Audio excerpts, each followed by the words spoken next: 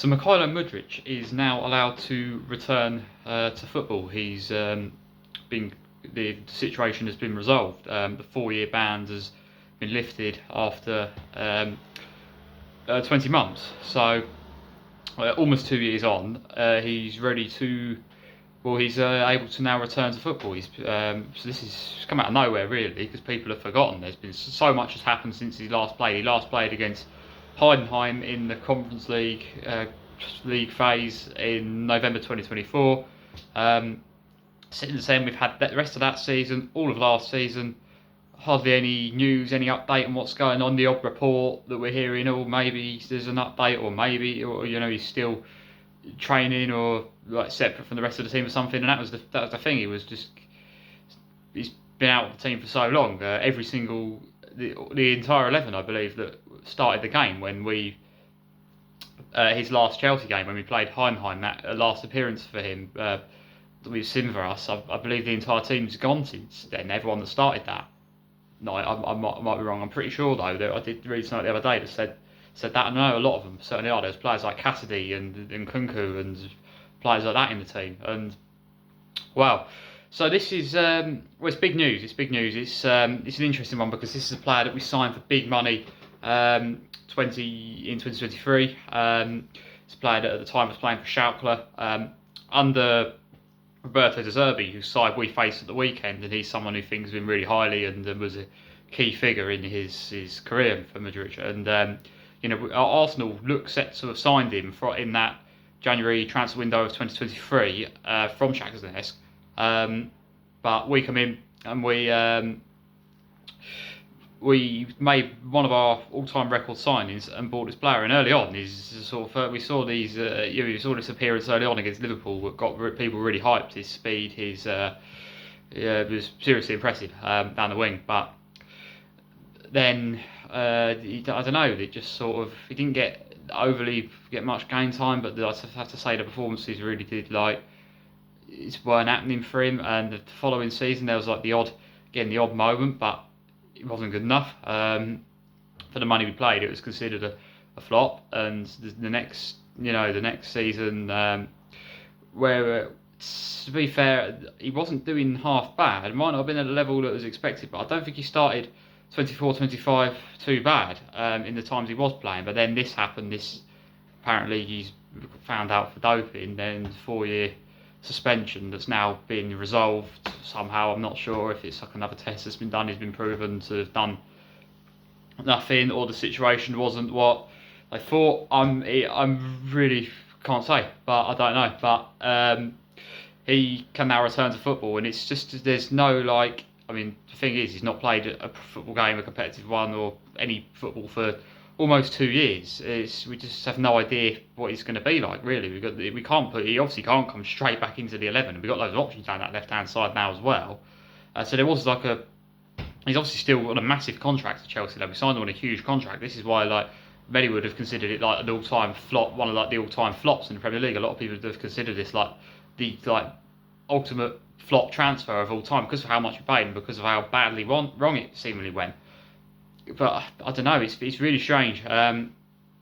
Ukraine will be happy about this as well. He's a key player for them. Their national side will be happy about this, I'm sure. I don't know, it's a weird situation. It's very weird. Part of me's, quite keen to have him back, see what he can do. But also, it's going to be a very weird situation all round. It was ultimately down to Alonso to decide what to do with him. The decision was left up to him, and he decided. It seems didn't really have to consider too much. He said, we're going to try and reintegrate him, and that's what I believe he is over training with the team in Hong Kong right now. Whether he'll get on in these friendlies, I think that's the only thing they can do really. He won't be able to start a game, I doubt it. Maybe just get him on for 15 minutes here and there, 20 minutes here and there. It's just going to be a case of building him back up because it's been so long since he's played. What he has got on his side though is he's young, and of course, as far as I know, he's kept himself in very good condition in the time that he's been unable to play for. So it doesn't look like he's going to be moved on. It does look like we're at least going to try to integrate him into this team this season, and I think that's the right thing to do. I think maybe from what we've seen, maybe when he played before didn't see enough, but maybe he deserves another year at Chelsea. But we'll see how it goes. But it's certainly an interesting situation, one that's come out of nowhere and seemingly has got resolved out of nowhere. A lot of people have just forgotten about him, forgot he existed, because so much has happened since then. So much with the club, managers have come and gone, players, so many players have come and gone. We've had like pretty much an entire first 11 worth of players come and go since Mydruk has last really been in the mix for Chelsea. So yeah, really unusual situation, but one that looks like it's resolved. And maybe it'll be good to have him back, good to get him up and running again, if that is something that can happen, because there's definitely potential there. So we'll have to just wait and see. Now, some more news that we maybe more expected to hear was about an exit for Badiashile being left out of the squad for the friendlies that we've got pre-season.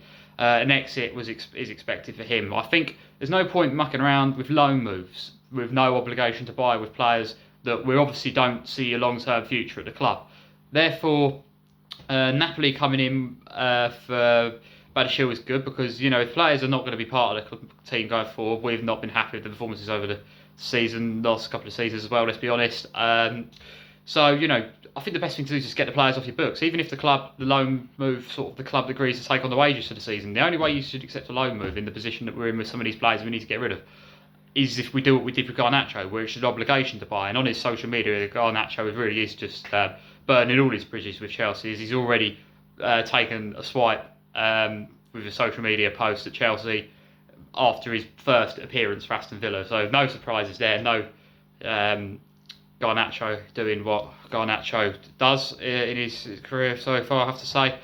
But yeah, not really too bothered. He's not going to be at the club next year. I imagine Villa will meet the terms for the obligation to buy, so we won't have to worry about him. But an option to buy is what's been proposed by Napoli for Badiashile. The player's keen on the move, and he seems to want to move to Serie A as well, because Juventus are interested as well. But the Napoli one certainly looks like they look like the front runners at the moment to get Badiashile. But it's saying it's going to be a loan move with an option to buy. What we want to try and get that to an obligation to buy, because an option to buy, it's just completely like we might find ourselves in the same position this time next season. So and that's happened many times before with players that we've loaned out and it's just not gone to plan with. So we will, it does seem like moving in the right direction. It does seem like talks are happening between the clubs to try and meet an agreement here. Hopefully, it does seem like there'll be an initial loan move. Hopefully, though, we can get an obligation to buy, not an option to buy, because that's what we want here, really. Chalobah, unclear what's going on there as well. He's been seemingly his move to Como happened. Looked like it was going to happen weeks ago. Looked like it was he was keen on the move. Clubs were in talks, but there seems to be like maybe an 8 million gap in what we are asking for and what they're willing to offer. So this seems to have stalled for about 3 weeks now. Move not collapsed, but they need to resolve this soon, or else going to have to maybe look at another buyer, because this has dragged on long enough, I think, and I'm not really sure. There's not really any updates on what's going on with that situation. It's all a bit weird as well. So we'll hopefully get an update on that soon. Henderson, I'm thinking, will be announced soon. Welbeck has been announced now. I think Henderson will be the next one announced. Travaria, seems like we've come back in for him. Seems like that's moving in the right direction again. That deal looked dead and buried. We've come back in for him, though. Maybe we can get that one over the line, and that would be good to have another defensive option on that left-hand side. And again, this is more reasons why certain players need to be moved on. And well, we've Leeds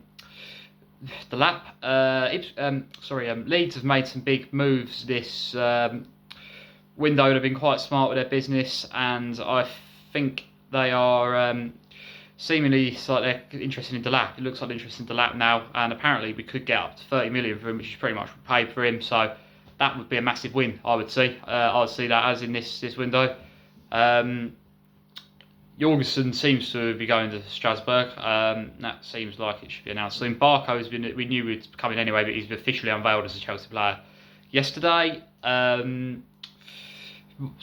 few more things happening. Diogo Costa. Now, this is of course he's the one I want for the goalkeeper. We are apparently want a goalkeeper, but it does just seem like there's just not really a lot of talks going on. Let's hope we're biding our time, and we're going to. I think it's 65 million that they want around that sort. That's kind of the benchmark. That's kind of what we're looking at for Diogo Costa from Porto.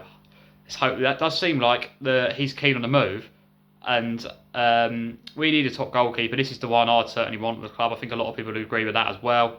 It's a player that I've been like we should have gotten a couple of years ago, really. There's no point. We need a top goalkeeper. You know, if we don't get a top goalkeeper into this team, all this, you know, the rest of the team will be let down because we have invested so much into this attack this window. I think we've done excellent business there. Lacroix's a fantastic signing for this defence. We're already looking to add in other areas of the defence as well. We need a top goalkeeper in. I think the players keen on the move.